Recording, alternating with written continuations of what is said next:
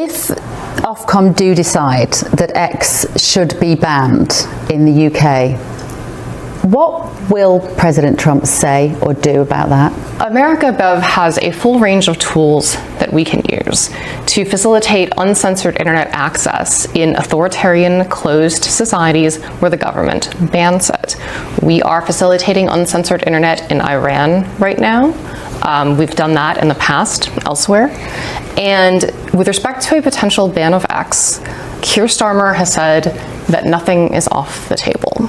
And I would say, from America's perspective, that likewise, nothing is off the table when it comes to free speech. So let's wait and see what Ofcom does, and we'll see what America does in response. But I had an apparatus at the State Department called the Office of Digital Freedom, and this is an issue dear to us, and I think we would certainly want to respond. You can't protect everybody from offence all the time. And do you think Elon Musk has done enough? Because he has tried, I think, as you say, it's a new technology. Is he doing enough to reassure the British government that he's going to make changes? Does he need to do anything to reassure the British government? I mean, look, Elon Musk, there was about a 24-hour period of which I was aware, in which people were generating these images of children. And Elon Musk, to my understanding, swiftly banned every single account that had done that. You know, he does not seem to be messing around when it comes to kids. Yeah. Has Elon Musk done enough to reassure the British government? Frankly, Bev, I think that's an impossible task, because what the British government wants isn't a reasonable, safe, online discursive environment for women or whatever it claims. If the British government cared about women's safety, it would have acted differently on grooming gangs. What the British government wants is the ability to curate the public square to suppress political viewpoints it dislikes, and that is why it has targeted X for a potential ban, even though other AI widgets afford similar capabilities. X has a political valence that the British government is antagonistic to, doesn't like, and that's what's really going on here. Trying to conflate speech and violence is something that advocates of censorship have done for a long time. If the UK bans X, it won't be the first country to do so. Russia bans X, Venezuela bans X, Iran bans X. Free societies generally don't. Now, notice the sleight of hand that Liz Kendall is doing there, because the topic of the day is a potential ban of X, and she speaks more narrowly about non-consensual intimate images being illegal.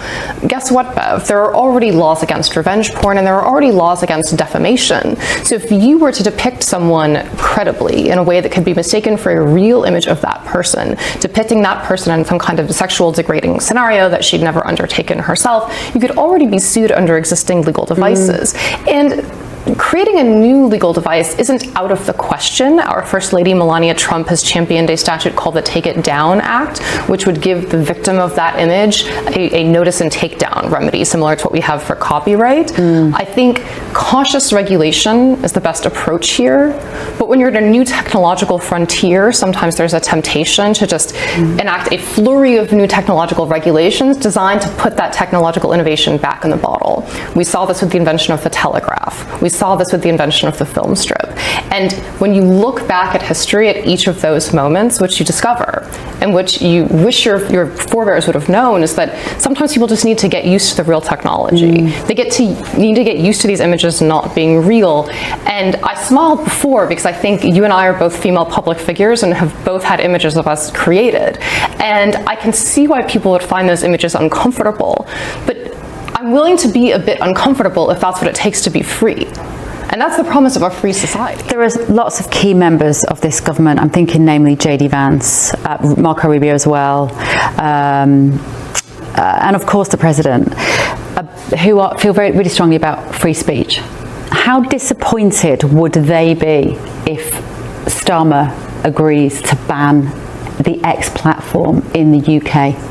This president has been a huge champion of free speech. No surprise to see the vice president share that value. And, you know, our leadership understands this because President Trump was himself a target of censorship. President Trump was banned by Twitter, the old regime before Elon bought it. There was another platform called Parler that hosted him, and that app was removed from the App Store for allowing a sitting president to speak. Alexei Navalny, a famous Russian dissident who was censored and allegedly assassinated by Putin, compared President Trump's ban from Twitter and from Parler to something the Russian government would do.